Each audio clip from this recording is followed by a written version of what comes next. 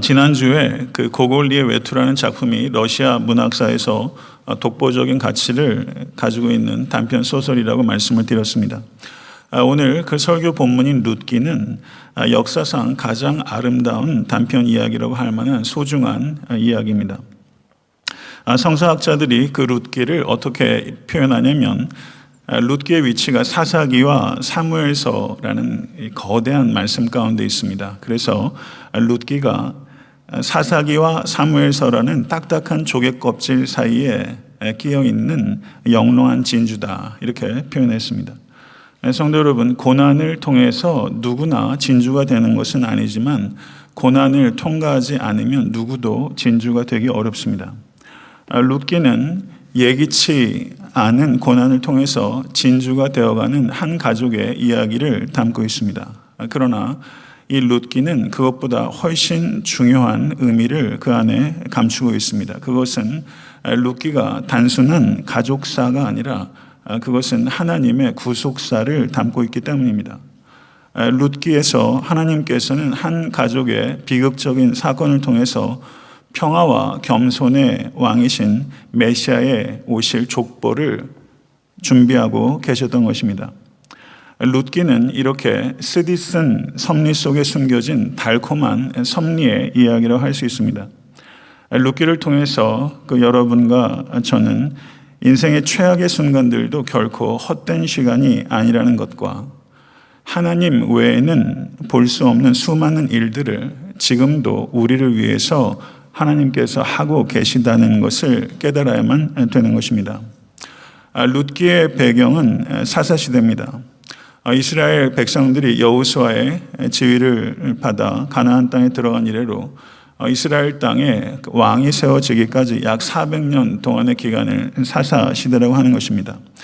이 시대는 하나님의 모든 계획들이 다 헝클어진 것처럼 보이는 매우 암울한 시대입니다. 그야말로 최악의 시대라고 할 수 있습니다. 이 최악의 시대를 살았던 나오미의 가족에게 최악의 시련이 닥치게 된 것입니다. 그래서 룻기 1장은 나오미의 가정에게 임했던 최악의 시련들을 기록하고 있습니다. 그녀의 가족이 잘 아시는 대로 기근을 피해서 베들레헴 고향을 떠나서 모압 땅으로 피신을 가게 됐습니다. 그런데 그곳에 가서 남편이 죽게 됐습니다. 그리고 두 아들들이 모압 여인들과 결혼을 했습니다. 그리고 10년이 지나도록 두 아들들이 자녀를 생산하지 못했고 두 아들들마저 연이어 죽게 됐습니다. 그야말로 도미노처럼 비극이 연속적으로 나오미를 덮친 것입니다. 그리고 예루살렘 땅에 기근이 모면하였다라는 것을 듣고서 이 나오미는 베들레헴으로 다시 돌아가는 어려운 결정을 하게 됐습니다. 그런데 고향으로 이 나오미가 똑같이 과부 신자가 된 그 두 며느리를 이끌고 오다가 이 나오미의 생각이 바뀌게 됩니다. 과부 사정, 과부가 안다고 자기의 삶이 얼마나 고단한지 잘 아는 나오미는 두 며느리를 고향 땅으로 데려갔을 때 그들의 삶에 닥칠 시련을 염려하게 된 것입니다. 그래서 나오미는 자기에게 최선이 무엇인가가 아니라 이 두 명의 며느리에게 최선이 무엇인가를 생각했고, 그리고 마침내 나오미는 생각을 바꿔서 두 며느리에게 갈 길을 가도록 길을 열어주는 결정을 한 것입니다. 그래서 1장을 보시게 되면 9절에 너희는 각기 너희 어머니의 집으로 돌아가라. 너희가 죽은 자들과 나를 선대한 것 같이 여호와께서 너희를 선대하시기를 원하며 여호와께서 너희에게 허락하사 각기 남편의 집에서 위로를 받게 하시기를 원하노라 라고 말씀했던 것입니다. 고린도전서 15장 5절을 보게 되면 사랑은 자기의 유익을 굳이 아니하는 것이다 라고 말씀합니다. 자기의 유익을 굳이 아니하는 이 시어머니 나오미의 말에 두 며느리가 감격해서 소리 높여 울었다고 말하고 있습니다. 여자 성도님들은 충분히 공감을 하실 수 있을 것 같아요. 그리고 눈물을 흘리며 감격했던 이 오르바와 룻은 어미 나오미의 제안을 거절합니다. 그러자 이 시어머니 나오미가 거듭해서 강권합니다. 1장 11절과 12절과 13절을 보게 되면 갑자기 나오미가 이 두 명의 며느리를 내 딸이라고 연속적으로 3번이나 부르게 됩니다. 나오미에게 있어서 이 두 명의 며느리는 이제는 더 이상 며느리가 아니라 딸입니다. 그래서 11절에 너희가 어찌 나와 함께 가려느냐 라고 말하면서 자신을 따라가는 것이 두 명의 딸들에게 아무 소망이 없다는 것을 간절하게 설득합니다. 자신의 유익을 위해서가 아니라 이 두 명의 딸과 같은 며느리들의 유익을 위해서 나오미가 호소하고 또 호소했던 것입니다. 그래서 첫 번째 자부인 오르바는 이 나오미의 간청을 받아들여서 모압 땅으로 되돌아갔고 룻은 끝까지 거부한 것입니다. 한번 생각해 보세요. 누가 이 오르바의 결정을 욕할 수 있겠습니까? 명분이 있고 그리고 합리적인 결정입니다. 그런데 우리가 생각해 보기 원하는 것은 만약에 우리가 특별히 이 자리에 계신 여자 성도님들 여러분들께서 나오미의 며느리였다면 혹은 여러분의 딸이 이와 같은 처지에 있었다면 어떤 결정을 하도록 했을까라는 것을 생각하는 것은 유익이 있습니다. 룻이 나오미에게 말합니다. 나로 어머니를 떠나며 어머니를 따르지 말고 돌아가라. 강권하지 마옵소서. 어머니께서 가시는 곳에 나도 가고 어머니께서 유숙하시는 곳에서 나도 유숙하겠나이다.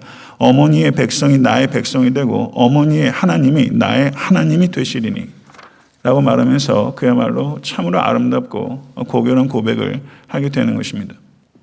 이 순간까지 오르바 룻은 자신의 선택과 상관없이 며느리로서 시어머니 나오미를 의무적으로 따랐다고 할 수 있습니다.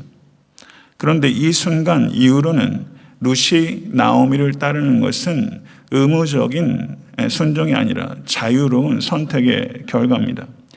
자유로운 선택의 결과에 따라서 이 룻이 나오미를 따르게 됨으로 말미암아 이 시어머니와 며느리의 관계는 이전과는 전혀 다른 차원의 새로운 관계로 발전하게 된 것입니다. 룻이 나오미를 따르게 된 것은 새로운 의미가 거기에 주어지게 된 것입니다. 룻기 1장 18절을 보시게 되면 나오미가 룻이 자기와 함께 가기로 굳게 결심함을 보고 그에게 말하기를 그치니라 이렇게 말하고 있습니다. 1장이 거의 끝날 때까지 이 나오미와 룻에게는 고난이 가시지 않았습니다. 여전히 고난 한가운데 있습니다. 그러나 이 룻의 동행으로 말미암아 나오미는 최소한 더 이상 고독하지는 않게 된 것입니다. 사랑하는 성도 여러분, 인생에도 최악의 순간이 있습니다. 그런데 인생의 최악의 순간에도 누군가 나와 함께 동행하는 사람이 있다는 것은 참으로 축복이 아닐 수 없습니다. 모든 것을 잃어버렸던 이 나오미가 룻이라는 딸과 함께 베들레헴으로 돌아가는 것을 보면서 우리가 생각해야 되는 것은 고난 중에 우리가 잃어버리는 것만 있는 것은 아니다. 고난 중에 얻는 것도 있다는 것을 우리가 생각해야 되는 것입니다. 이 룻은 나오미와 자유로운 선택의 결정을 따라서 베들레헴까지 동행함으로 인해서 이제 며느리가 아니라 이제 딸이 된 것이고 이제 딸에 그친 것이 아니라 인생을 동행하는 친구요 동지가 된 것입니다. 그런데 우리가 여기에서 한 가지 더 중요한 생각을 진전시켜야 될 필요가 있습니다. 룻은 왜 나오미를 따랐을까요? 왜 나오미를 따랐을까? 단지 나오미가 너무 불쌍했을까? 연민 때문일까? 분명히 그게 있죠. 그런데 연민만으로 따를 수 있는 길입니까? 한국에서 요즘 많이 하는 말이 의리 얘기하죠. 의리 때문일까? 여자인데도 불구하고 의리가 특별해서 의리 때문에 따랐을까? 연민이나 의리로 말하자면 본토 친척 아비집을 떠나 나오미를 따라 유대 땅으로 가는 것이 과연 가능했을까? 혹시 연민이나 의리 이상의 그 무엇이 있지는 않았을까? 도대체 무엇이 이 룻이 나오미를 따르게 했을까 하는 것입니다. 이것은 굉장히 중요한 질문이었습니다. 트리블이라는 구약 성경 학자가 있는데 그분이 어떻게 이야기를 했냐면 룻의 선택은 창세기의 아브라함의 선택보다 위대한 것입니다. 충격적인 말이에요. 왜냐하면 룻은 아브라함과 같은 하나님의 복에 대한 약속을 받은 적도 없고 본토 친척 아비집을 떠나라는 명령을 받은 적도 없는데 저가 새로운 땅으로 길을 떠나는 위험한 모험을 감행했기 때문입니다. 이렇게 평가했어요. 저는 매우 신선하고 공감이 됐어요. 어쩌면 룻의 선택은 아브라함의 선택 그 이상일 수 있다는 것이죠. 2장 12절에서 보아스가 룻에게 이런 말을 합니다. 여호와께서 내가 행한 일에 보답하시기를 원하며 이스라엘의 하나님 여호와께서 그의 날개 아래로 보호를 받으러 온 내게 온전한 상 주시기를 원하노라. 이렇게 보아스가 룻에게 축복하며 기도했습니다. 룻이 모압 땅을 떠날 수 있었던 것이 단순한 연민이나 혹은 의리 이상이라면 무엇일까? 저는 이렇게 이해합니다. 룻이 모압 땅을 떠날 수 있었던 것은 저가 인간의 날개를 피난처로 삼지 않고 여호와 하나님의 날개를 피난처로 삼았기 때문입니다. 하나님의 날개만을 피난처로 삼는 영혼은 자신의 삶을 기꺼이 희생할 수 있습니다. 그랬기 때문에 룻이 나오미를 따라 자신의 삶에 많은 희생과 역경이 가중될 것이라는 것을 알면도 불구하고 기꺼이 나오미를 따르고 나오미를 섬기기로 결정할 수 있었던 것이죠. 사랑하는 성도 여러분, 사도 바울께서 고린도전서 15장 10절에 그러나 내가 나된 것은 하나님의 은혜로 된 것이니 내게 주신 그의 은혜가 헛되지 아니하여 내가 모든 사도보다 더 많이 수고하였으나 내가 한 것이 아니요 오직 나와 함께 하신 하나님의 은혜로다. 이 룻이 나오미를 따랐던 것은 이렇게 얘기할 수 있는 성격의 문제예요. 내가 한 것이 아니라 하나님의 은혜가 나오미 어머니를 따라서 베들레헴까지 갈 수 있도록 한 것입니다.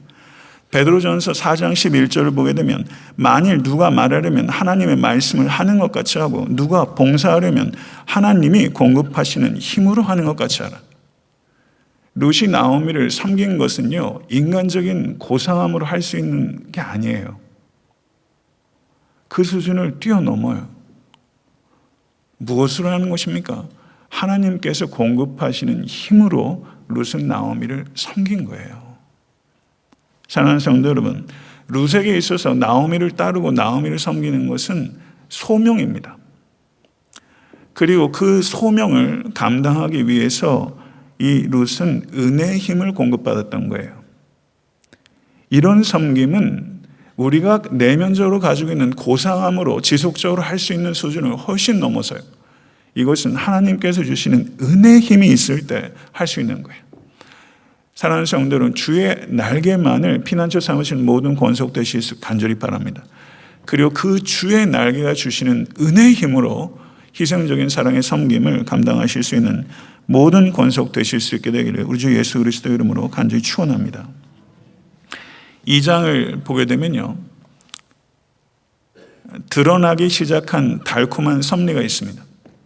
1장은 쓰디쓴 섭리에 꼭 감추어진 달콤한 섭리가 1장에 있다면 2장에서는 달콤한 하나님의 섭리가 드러나기 시작한 장입니다. 2장 2절을 보게 되면 모압 여인 룻이 나오미에게 이르되 원하건대 내가 밭으로 가서 내가 누구에게 은혜를 입으면 그를 따라서 이삭을 줍겠나이다. 룻이 이렇게 제안한 것이 이해가 돼요.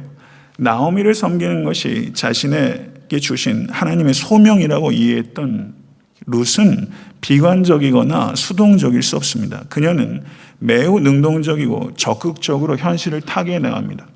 생소한 땅에 가서 남의 밭에 들어가서 여인이 이삭을 줍는다는 것은 봉변당하기 딱 쉬운 일입니다. 그런데도 불구하고 이 여인이 그렇게 용기를 낼 수 있었던 것은 이것은 대단한 것입니다. 그러나 이렇게 적극적이고 능동적인 룻도 주도적인 사람이었지만 선을 넘지 않습니다. 주도적인 사람은 주제 넘기 쉽습니다. 그러나 이 룻은 매우 주도적이지만 주제 넘게 행동하지 않았습니다. 선을 아는 사람입니다. 시어머니를 위해서 희생하는 일임에도 불구하고 자기 혼자 독단적으로 결정하지 않고 시어머니에게 가서 상의하고 허락을 구하고 그 허락에 따라 나가서 이삭을 주우러 가는 이 여인. 얼마나 솔선수범하고 얼마나 능동적이며 얼마나 주도적이고 얼마나 겸손하고 얼마나 현숙하며 얼마나 지혜롭습니까? 참 귀한 여인이에요. 그런데 1절을 보세요. 보아스를 유력한 자다라고 소개하고 있습니다. 유력한 자라고 말하는 이 히브리어가 가지고 있는 의미는 성공한 자다, 영향력이 있는 자다, 부유한 자다, 명성이 있는 자다, 다 포함하는 거예요. 다 갖춘 사람이에요. 그런데 그의 유력함은 이와 같은 면면보다 훨씬 중요한 데 기인하는 것입니다. 그것은 보아스의 진정한 유력함은 그의 성공에서 오는 것도 아니고 그의 부에서 오는 것도 아닙니다. 그의 명성에서 오는 것도 아니에요. 보아스의 유력함은 그가 하나님의 사람이었다는 데서 오는 것입니다. 보아스는 하나님으로 가득 찬 사람이었어요. 보아스가 유력한 사람이었지만 보아스는 유력한 사람들만 놀지 않는 사람이에요. 보아스는 유력한 사람이기 때문에 무력한 사람들을 항상 바라보고 돌보는 사람이었습니다. 그는 자신의 추수마당에 경작하는 일꾼들에게 가서 여호와께서 너희와 함께 하시기를 원하노라. 여호와께서 너희와 함께 하시기를 원하노라. 이렇게 인사할 줄 아는 사람이에요. 무력한 사람에게 이렇게 인사를 건넬 줄 아는 사람이에요. 그러자 그의 종들이 이렇게 화답합니다. 여호와께서 당신에게 복 주시기를 원하나이다. 이 보아스는요, 모든 인간관계를 하나님 중심으로 맺는 사람이에요. 모든 인간관계. 어떻게 이게 가능합니까? 하나님으로 가득 찼기 때문에 가능한 거예요. 사랑하는 성도 여러분, 그냥 가을에 요즘에 나뭇잎들이 이렇게 물들어 가요. 물들어 가요. 사랑하는 성도 여러분, 이 세상이 이 시절을 따라서 옷을 갈아입는 것처럼 이렇게 물들어 가요. 나이가 들어가는 것은 그냥 늙는 게 아니라 익어가는 거예요. 저는 여러분과 제가 하나님으로 가득 찼으면 좋겠어요. 하나님이라는 색깔로 우리가 물들었으면 좋겠어요. 그게 가득 찬 사람이 이 보아스요. 그것이 보아스의 유력함의 근원입니다. 3절과 4절 전반부를 보게 되면 룻이 가서 베는 자를 따라 밭에서 이삭을 줍는데 우연히 엘리멜렉의 친족 보아스에게 속한 밭에 이르렀더라. 마침 보아스가 베들레헴에서부터 와서 이렇게 말하면서 이야기를 전개하고 있어요. 룻기의 저자는 이 룻이 보아스의 밭에 들어간 것이 정말 우연이라고 생각하도록 이야기하는 거예요. 우리들이 이것을 우연이라고 생각하도록 정말 룻기의 저자 그게 목적일까요? 우연이 아니라는 걸 얘기하려고 역설적으로 이렇게 쓰고 있는 거예요. 우연히 보아스의 밭에 들어왔더라. 마침 보아스가 베들레헴에서부터 왔다. 우연이 아니라는 거예요. 우연이나 마침이라는 이 단어들을 주의 있게 사용하면서 이 룻기의 저자는 이 만남이 사람이 연출한, 의도적으로 연출한 것이 아니다라는 것을 강조함과 동시에 하나님께서 연출하신 것이다. 이것을 우리에게 얘기하고 있는 거예요. 하나님께서 연출하신 거예요. 이 만남의 축복을 하나님께서 추순하신 거예요. 우연과 만남의 이 결합, 저는 이것을 달콤한 섭리라고 표현하고 싶습니다. 달콤하잖아요. 이 만남에 하나님의 달콤한 섭리가 있는 것이에요. 1장에 이 나오미의 가족에게 닥쳤던 여러 가지 일들은 참 쓰디쓴 섭리예요. 그러나 그 안에 달콤한 섭리가 숨겨져 있었고 2장에서 이 달콤한 섭리들이 막 드러나기 시작하는 거예요. 잠언 20장 24절을 보면 사람의 걸음은 여호와로 말미암나니 사람이 어찌 자기의 길을 알 수 있으랴. 자기의 길을 알고 걸어가고 계세요? 우리 잘 몰라요. 잘 몰라요. 그런데 잠언 16장 9절을 보게 되면 사람이 마음으로 자기의 길을 계획할지라도 그 걸음을 인도하는 자는 여호와시니라. 할렐루야. 아멘. 믿으세요? 이 룻이 보아스의 밭에 간 그 걸음 누가 인도하신 거예요? 하나님께서 인도하신 거예요. 룻의 발걸음을 인도하시고 보아스의 발걸음을 인도하셔서 만나게 하셨어요. 여러분과 저도 많은 경우에 종종 우리의 발걸음을 잘 알지 못하고 걸어왔고 앞으로도 그렇게 걸어가게 될 것입니다. 그러나 하나님께서는 우리의 발걸음이 어디로 가는지를 다 알고 계시고 그리고 그 발걸음을 인도하고 계심을 믿으실 수 있게 되기를 우리 주 예수 그리스도를 간절히 축원합니다. 보아스가 물어요. 이는 네 소녀냐? 그러자 주인의 일꾼이 대답해요. 이는 나오미와 함께 모압 지방에서 돌아온 모압 소녀인데 그의 말이 나로 베는 자를 따라 단 사이에서 이삭을 줍게 하소서 하였고 아침부터 와서는 잠시 집에서 쉰 외에 지금까지 계속하는 중이니이다. 이 사환이 제 느낌은요, 이 소녀에 대해서 물어주기를 기다렸던 사람 같아요. 마치 기다렸다는 듯이 무슨 레코멘데이션 쓰듯이 말이죠. 이 사람이 얼마나 이 소녀가 훌륭한지에 대해서 아주 그냥 입에 침이 마르도록 칭찬하고 있는 거예요. 아주 신났어요. 아주 신났어요. 룻에 대해서 칭찬할 수 있다는 것에 대해서 이 사환은 정말 신이 난 거예요. 레위기 19장 9절에서 10절을 보게 되면 떨어진 이삭을 줍는 일은 가난한 사람과 타국인에게도 주어진 당연한 권리입니다. 그렇기 때문에 룻은 물을 필요가 없었어요. 그냥 가서 떨어진 이삭 주우면 된 거예요. 그런데 이 룻은 그렇게 안 했어요.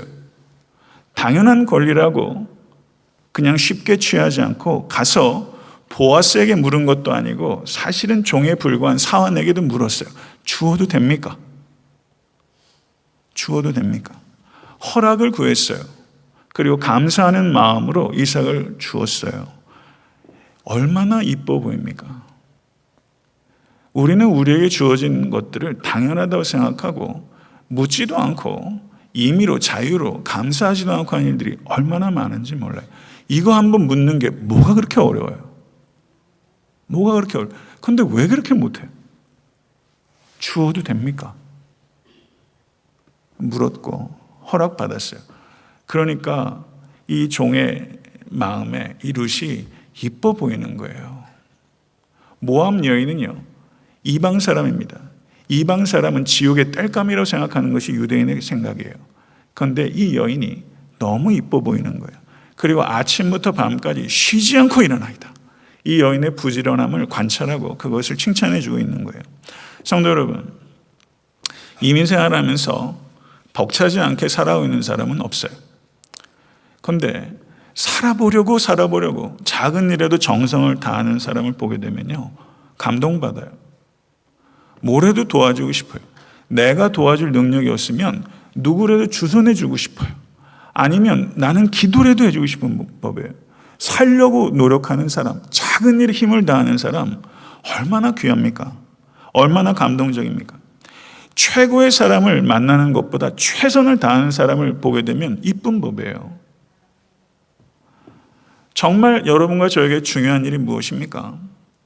지금 내가 감당하고 있는 그 일, 나에게 있어서 가장 중요한 사람은 누굽니까? 지금 내가 만나는 그 사람, 나에게 주어진 그 일, 지금 내가 만나는 그 사람, 그것이 가장 중요한 일이고 가장 중요한 사람이에요. 이렇게 여기고 나에게 주어진 일, 나에게 주어진 작은 관계에 최선을 다하는 사람, 이런 사람 칭찬하지 않고 견딜 수 없는 것입니다.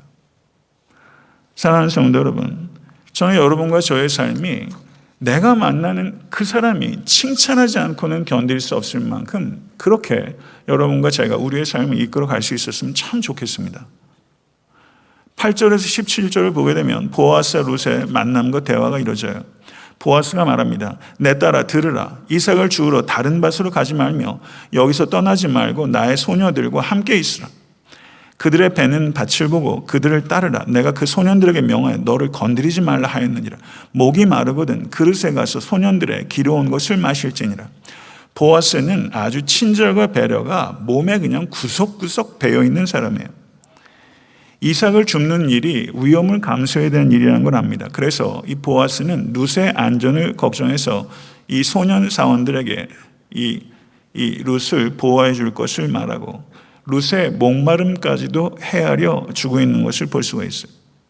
룻은 자신이 가지고 있는 유력함과 경건함을 가지고 보아스는 자신이 가지고 있는 유력함과 경건함을 가지고 룻의 안전과 행복을 위해서 지금 마음껏 사용하고 있는 거예요. 그러자 룻이 감격해서 땅에 엎드려 절합니다. 나는 이방 여인이오늘 당신이 어찌하여 내게 은혜를 베푸시며 나를 돌아보시나이까. 룻은 자신에게 베풀어 주는 이 보아스의 관대한 은혜에 대해서 땅에 엎드려지는 몸으로 그리고 마음으로 감사함을 표현한 거예요. 감사할 줄 알아야 합니다. 이 룻의 이 말은 저는 마치 마태복음 15장에 나오는 가나안 여인의 말과 같다고 생각해요. 주여 올소이다마는 개들도 제 주인의 상에서 떨어지는 부스러기를 먹나이다. 저는 이 룻의 고백과 이 가나안 여인의 고백이 하나는 구약의 버전이고 하나는 신약의 버전이라고 생각이 돼요. 성도 여러분, 이 룻도 가나안 여인도 뭐라고 고백하는 것입니까? 나는 은혜를 받을 만한 자격이 없습니다. 그렇지만 은혜를 받고 싶습니다. 이게 룻의 고백이고 가나안 여인의 고백이에요. 사랑하는 성도 여러분, 시편 8편을 보게 되면 시편 8편 1절에 여호와 우리 주여 주의 이름이 온 땅에 어찌 그리 아름다운지요. 오늘은 이것을 느끼기에 충분히 아름다운 날이에요. 그리고 8편 4절을 보게 되면 사람이 무엇이기에 주께서 그를 생각하시며 인자가 무엇이기에 주께서 그를 돌보시나이까. 이것은 우리는 이렇게 들어야죠. 내가 무엇이기에 주께서 나를 생각하시며 인자가 무엇이기에 주께서 나를 돌보시나이까. 사랑하는 성도 여러분, 이 룻의 이 태도는 우리에게 중요한 질문을 던지는 거예요. 우리는 이 은혜에 대해서 어떤 태도를 가지고 있는가? 은혜에 대해서 겸손함과 간절한 사모함을 잃지 않으실 수 있는 모든 권속되실 수 있게 되기를 간절히 축원합니다. 어찌하여 은혜를 베푸시며 나를 돌아보시나이까? 룻의 질문에 대해서 보아스가 뭐라고 대답하냐면요, 여호와께서 내가 행한 일에 보답하시기를 원하며 이스라엘의 하나님 여호와께서 그의 날개 아래 보호를 받으러 온 내게 온전한 상 주시기를 원하노라. 보아스는 칭찬과 축복의 명수예요. 그런데 근거 없이 칭찬하는 사람이 아니에요. 칭찬하고 축복해주고 더 잘할 수 있도록 격려해주는 사람이에요. 하나님의 날개가 이 룻을 보호해 줄 것을 이 보아스가 간구하고 있어요. 그렇지만 보아스는 간구만 하는 사람이 아니에요. 이 룻을 하나님의 날개가 보호해 줄 것을 간구함과 동시에 자기의 날개로 이 룻을 보호해 주는 그 기도의 응답으로 자신의 모든 것들을 동원하는 사람이에요. 이것이 책임 있는 크리스천의 삶입니다. 단지 간구하는 데서 그치지 않고 내 기도의 응답이 나에게서부터 나타날 수 있도록 자기가 할 수 있는 것을 실천적으로 사는 사람, 이게 보아스입니다. 그래서 보아스가 14절을 보게 되면 룻을 식사에 초대했고 룻이 배불리 먹고 남도록 보아스가 날개를 활짝 펴준 거예요. 그뿐만 아니라 소년들에게 심지어 곡식단에서 조금씩 이삭을 뽑아버려서 그것을 줍게 하라고까지 은밀한 지시까지도 내렸어요. 보아스는 매우 특별한 세심함을 가지고 있는 사람이에요. 참 세심하게 날개를 펴줘요. 도움이 어디서 오는지조차 감지하기 어렵게 날개를 펴주는 사람이에요. 얼마나 귀합니까? 얼마나 섬세합니까? 보아스에게 있었던 마음은요, 저를 한번 따라해 보시겠어요? 이삭을 남기는 마음. 이삭을 남겨주는 마음이에요. 이 보아스의 밭은 이삭을 남겨주는 마음으로 풍성한 밭이에요. 축복의 밭이에요. 가급적이면 자기를 숨기려고 하는 이 보아스의 마음은 오직 하나님께만 영광 돌리려고 하는 마음 아니에요. 오직 하나님께만 영광 돌리도록 자기가 필 수 있는 날개는 사실상은 하나님의 날개라는 것을 항상 염두에 두고 그렇게 삶을 이끌어가는 사람이에요. 하나님께서 취하셔야 될 영광을 한 토락이라도 자기가 취하지 않으려는 마음이에요. 그게 이삭을 준비하는 마음입니다. 사랑하는 성도 여러분, 보아스의 밭은 이토록 아름답고 풍성한 축복의 밭입니다. 그곳에는 아름다운 만남이 있고 아름다운 섬김이 있고 아름다운 축복이 있고 아름다운 추수가 있는 밭이에요. 저는 여러분의 가정과 여러분의 일터와 여러분의 삶의 자리가 이런 보아스의 밭이 될 수 있게 되기를 우리 주 예수 그리스도 이름으로 간절히 축원합니다. 하나님께서 애타한테 섬기는 교회에 보아스의 밭을 주셨어요. 김한규 장로님 가정에서 저희 교회에서 20분 떨어진 곳 데큘라라는 지역에 리틀 멀베리 파크이라는 근처에 약 1분 거리밖에 안 되는 곳에 약 5에이커 되는 정도의 땅과 집을 기증해 주셨습니다. 15, 16년 전에 그 집을 그야말로 우연히 매입하셨대요. 그런데 몇 달 전에 새벽에 아침에 저하고 단둘이서 커피 마시면서 제가 가지고 있는 비전을 마침 나누게 됐어요. 우연히 마침. 제 비전 가운데 하나가 스디슨 섭리 가운데 있는 이들에게 주의 날개를 제공하는 것이 제 비전 가운데 하나입니다. 이 비전에 그때 공감해 주셔서 보아스의 이삭을 남기는 마음으로 큰 자산을 헌물해 주셨어요. 전 장로님 가정에 깊이 감사를 드리고 이곳을 통해서 성도들 가운데 그리고 지역사회의 지극히 작은 자들이 눈물 없는 아침을 기다리는 분들이 있습니다. 눈물 없는 아침을 기다리는 영혼에게 하나님의 달콤한 섭리가 부어지게 되는 보아스의 밭이 되기를 간절히 바랍니다. 그간 그곳을 이제 공사하고 이제 아름답고 깔끔하게 준비가 되었습니다. 금주 토요일 오전 10시 30분에 그곳에서 개관 감사 예배를 드리게 되었습니다. 그곳을 앞으로 어떻게 운영할 것인지에 대해서는 지금 기도하고 숙고하고 있습니다. 그리고 제가 아마존을 다녀오면서 아마존 선교센터가 완공될 수 있도록 한 성도께서 특별 헌금을 드리셨다고 했는데 하재건 장로님의 가정이 드리신 것입니다. 또한 지금 우리가 예배드리는 집을 매입하는 과정에서 다운하는 금액의 절반을 두 분 장로님 가정에서 섬겨주신 것입니다. 제가 벌써 한참 지난 몇 년 전 일인데 새삼 이 말씀을 드리는 것은 제가 이런 일들에 대해서 사실 감사패 하나 드리지 않고 성도들에게 말씀도 드리지 않았지만 저는 이런 부분들이 누구에게 공치사하는 것이 아니라 그 섬김에 대해서 기억하고 감사하는 것이 의미가 있다고 생각하기 때문에 많이 숙고한 끝에 말씀을 드리는 것입니다. 그 모든 공급은 하나님으로부터 온 것입니다. 그리고 그 모든 일들은 주의 날개를 아마존 땅에 그리고 이 땅에 펼치기 위한 것입니다. 아마존 선교센터가 내년에 완공되게 되면 애타한테 섬기는 교회는 선교의 새로운 지평이 열리게 될 것입니다. 그리고 보아스의 집을 개관하는 것을 통해서 애타한테 섬기는 교회의 구제 사역은 새로운 지평이 열리게 될 것입니다. 저는 애타한테 섬기는 교회와 이 자리에 계신 모든 권속들이 이전보다 갑절이나 더 하나님의 날개가 되어 희생과 위험을 감수하는 사랑의 통로로 쓰임받기를 결단하는 모든 권속 되실 수 있게 간절히 소원하고 우리를 통해서 하시는 하나님의 일을 통해서 오직 여호와 하나님께서만 영광 받으실 수 있게 되기를 간절히 축원합니다. 그 보아스의 집 조금 사진 찍은 것 잠깐 보여드릴게요. 예. 이게 거실이고요. 이곳이 한 60, 70명 들어갈 수 있는 예배처소입니다. 그리고 밖에서 쳐다보는 외관입니다. 예, 외관이고요. 예, 들어가는 입구입니다. 예, 들어가는 입구고요. 네, 주차할 수 있는 공간이고요. 네, 그렇습니다.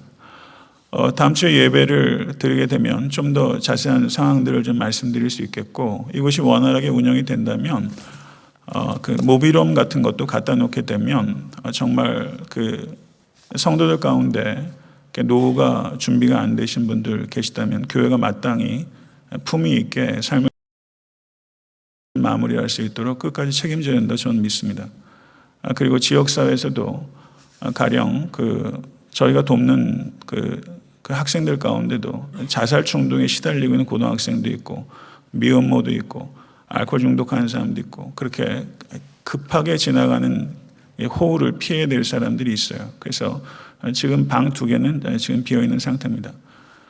그래서 그곳을 통해서 잠시 머물면서 충전돼서 주의 날개 안에 쉬다가 새롭게 삶을 시작할 수 있도록 저것이 보아스의 밭이 되기를 바라고요. 좀 더 활성화가 되게 되면 모빌홈 갖다 놓을 수 있다고 보고 좀 더 준비가 되면 랏을 분리하게 되면 저희가 또 새롭게 집을 짓거나 아니면 건축을 할 수 있을 것입니다. 그래서 지역사회를 위해서 더 버겁도록 헌신하고 또 성도들은 더욱더 단순하고 간대한 삶을 살아갈 수 있는 그런 중요한 새로운 모멘텀이라고 생각이 되고 이런 일들을 감당할 수 있도록 비전과 또 헌신을 하시고 또 마음을 함께 하신 모든 권속께 감사하고 축복의 말씀을 드리고 싶습니다. 오늘 저희가 이제 그 체육대회를 가는데요. 저는 이게 체육대회라고 생각하지 않아요. 체육을 빙자해서 교제하는 시간입니다. 그래서 새로운 권속들 이렇게 많이 오셨는데요. 오늘 가급적이면은 뭐 일정도 있으시고 워낙 날씨도 좋고 하니까 야외 가실 계획도 있으실 거라 생각됩니다만 또 특별한 사안이시면 열심히 준비하신 분들도 있고 또 교회에서 정성껏 준비한 선물도 있어요. 그러니까 제 개인적으로는 체육대회 선물은 너무 좋은 거 아닌가 이런 생각을 제가 좀 했는데요. 예, 김밥은 안 가셔도 드실 수 있지만 선물은 오셔야 받을 수 있습니다. 그러니까 가급적이면 체육대회 좀 오셔가지고 같이 교제하면 좋겠습니다. 잠깐 오늘 주신 말씀 생각하면서 기도하도록 하겠습니다. 존귀하신 하나님 아버지 감사합니다. 세상에 참 추한 얘기들이 범람합니다. 대통령 후보가 음담 패스를 하고 정말 어지러운 말들을 했던 이야기들이 아무 부끄러움 없이 세상 가운데 도달하는 이 시대에 오늘 룻기의 말씀을 통해서 얼마나 아름다운 이야기를 듣게 되는지 모릅니다. 삶에는 참으로 쓰디 쓴 일들이 많이 있습니다. 우리의 삶에도 많이 있었습니다. 앞으로도 그것에서 완전히 면제받지는 않을 것이라고 생각합니다. 그러나 그 쓰디 쓴 일들 가운데 하나님께서 예비하신 하나님의 그 오묘하고 달콤한 섭리가 있는 것을 저희들이 오늘 말씀을 통해서 진심으로 받아들일 수 있게 되기를 간절히 바랍니다. 우리의 눈에 보이지 않아도 하나님께서 행하시는 하나님 눈에 보이시는 일들이 나를 위하여, 우리를 위하여, 교회를 위하여, 이 땅을 위해서 진행되고 있는 것을 믿습니다. 그리고 그 모든 것들이 낱낱이 드러날 때가 오게 될 줄로 믿습니다. 존귀하신 주님, 사랑하는 모든 권속들, 인간을 날개 삼아 피하지 않도록 도와주시고 오직 여호와 하나님만을 날개 삼아 피할 수 있도록 주의 역사해 주시며 또 애타게 섬기는 교회가 보아스의 집을 개관하며 연약한 권속들과 지역사회에 지친 영혼들을 섬길 수 있는 새로운 시작을 할 수 있도록 허락하여 주시니 참으로 감사합니다. 우리 사랑하는 많은 권속들의 안식과 충전의 장소가 될 수 있도록 도와주시고 또한 보호하며 회복시키는 치유의 장소가 될 수 있도록 역사해 주시옵소서. 예수 그리스도 이름으로 간절히 기도드렸사옵나이다.